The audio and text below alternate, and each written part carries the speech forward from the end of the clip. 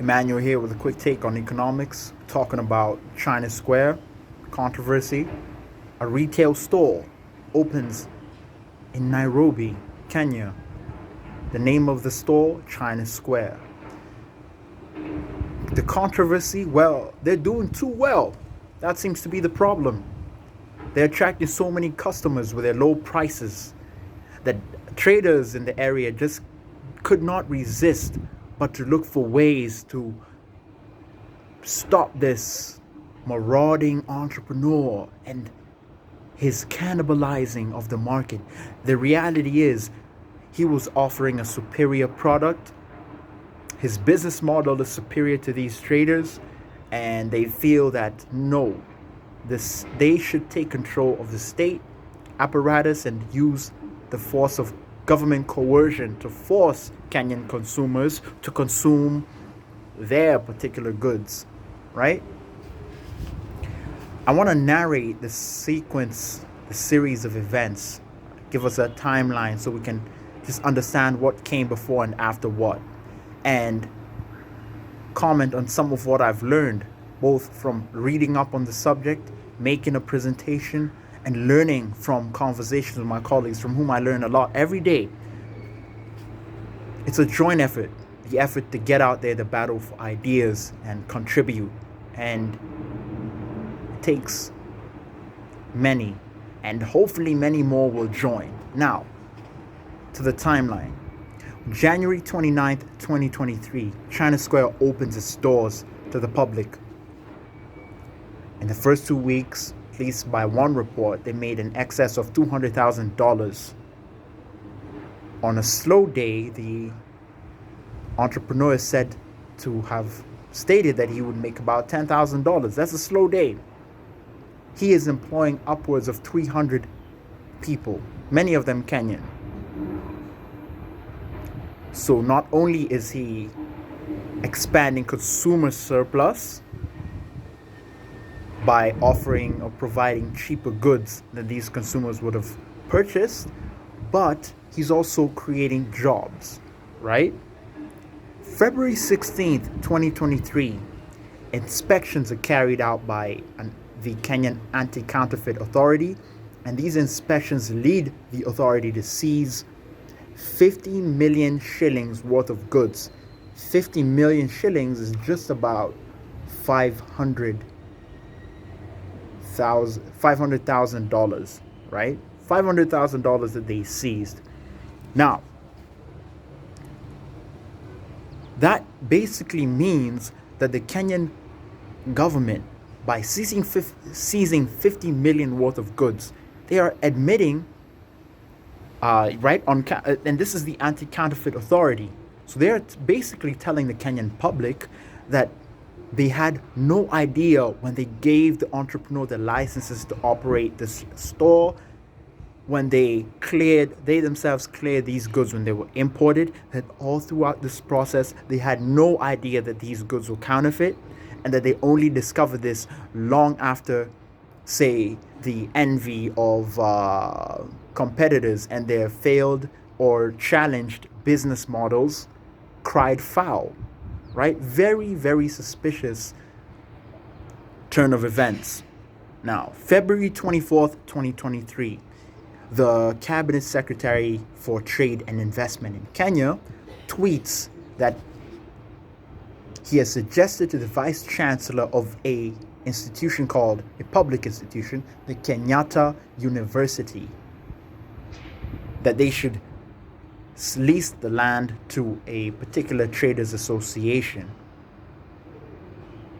Kenyatta University owns the land on which China Mall, the piece of land that Chinasquare has rented out, right? So basically, a top government official in charge of trade and investment wanted this premises to be, the Chinese entrepreneur to be kicked out and Kenyan traders be put there in their place.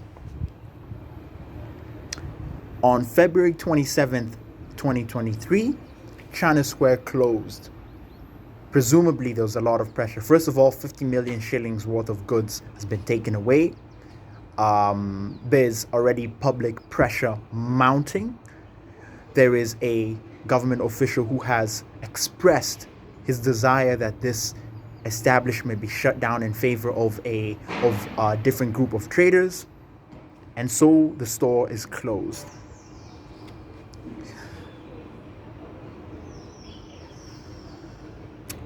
What does that mean?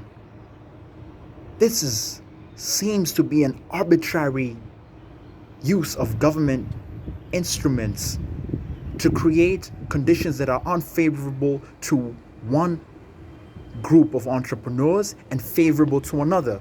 That is an investment risk for international investors who are observing the Kenyan market and perhaps trying to make their own decisions, right? Why should that happen? That is not the practice of a free society. It is not to be the norm, right? That is a infringement of property rights. We go on. February 27th, the very same day, a Kenyan principal secretary for foreign affairs tweets out his displeasure at the turn of events. In effect, he expresses his wish that Kenyan policy should respect the rights of property, and that entrepreneurs shouldn't have their property just seized, and they shouldn't face the sharp end of government coercion that is unpredictable and that at the whims of one individual or a group, right? Now, after he tweets that, on that very same day, one Mr. Wu Peng, the Chinese Director General of the Department of African Affairs in the Ministry of Foreign Affairs of China, issues his own statement on the Chinasquare closure. He actually retweets, or rather his tweet, or his statement is in the form of a tweet, and that tweet is a response, a reply to the expressions made by the Principal Secretary of Foreign Affairs for Kenya, basically supporting him and, looking for a Kenyan public face to express his view. They conduct no interviews. They make no other statements beyond this, at least at this point, right? The Chinese embassy in Kenya also makes no statement just yet. On February 28th, protests led by traders against Chinasquare are held. These protesters, in my view, want to twist or to grab the producer surplus, right? To stake out a greater producer surplus for themselves at the expense of the Kenyan consumer. Their sloganeering hides the truth.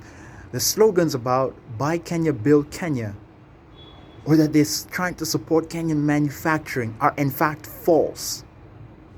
What they're trying to do is appropriate or redistribute Kenyan incomes from consumers to Kenyan traders.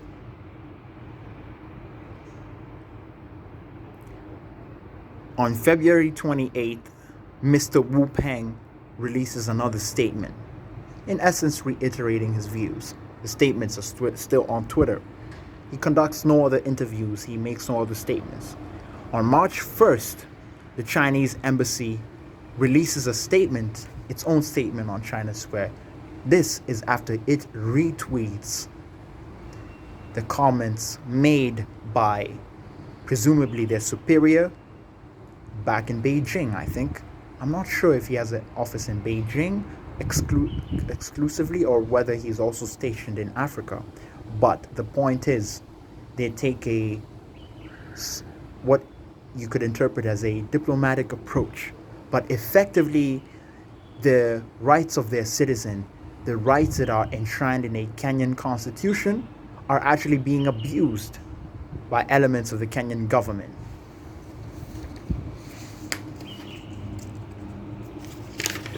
Now, on March 2nd, 2023, the goods seized by the counterfeit authority are returned, right? The authority states that, look, we found no issues with these goods. We found that there was no problem with them. We're returning them to the store, to the retailer, to the entrepreneur, the rightful owner. What's wrong with the picture here? The retailer, or rather the anti-counterfeit authority, is, they basically took someone's property, 50 million worth, took it away, and they brought it back. Now it raises a question. Again, I already mentioned, didn't they check these things at the port? But the second thing is, would a sampling of the products have sufficed? Take a statistically sound sample of the products, test them in the lab, report your findings to the relevant authorities, the public, and come back for the rest of the goods. This is not what happened. Suspicious, but more importantly, it is a instability in the regulatory environment. That is bad for business. It is bad both for foreigners and for locals. Bad for consumers and bad for other traders, right? What? The government is going to come and just take your stuff, your property? That can't be good. On March 2nd, the Cabinet Secretary for Trade and Investment in Kenya actually tweets about the creation of a so-called Chinasquare, right?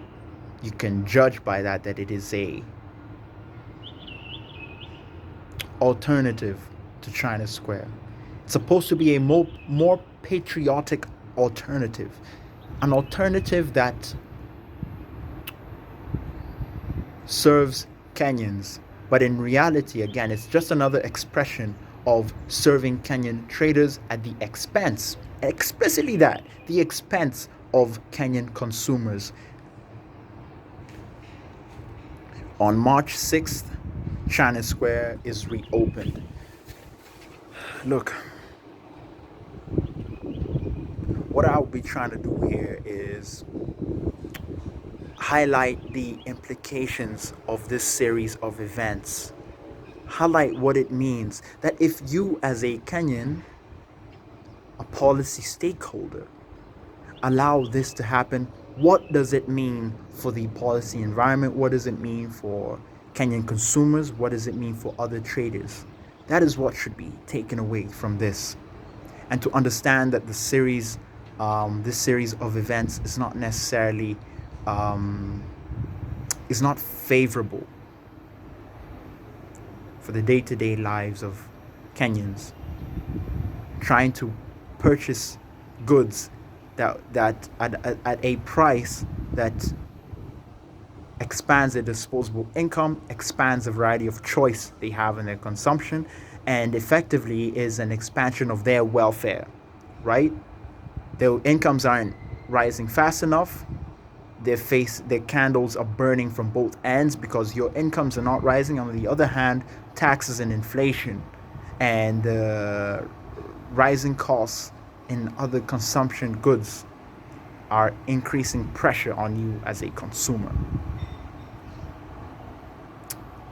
Cheers, we'll be following it up. We're trying to understand, we're trying to learn.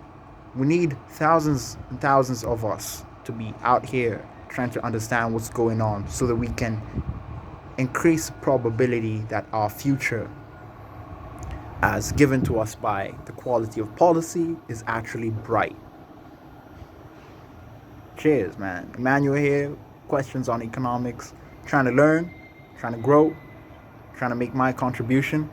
Let's learn together.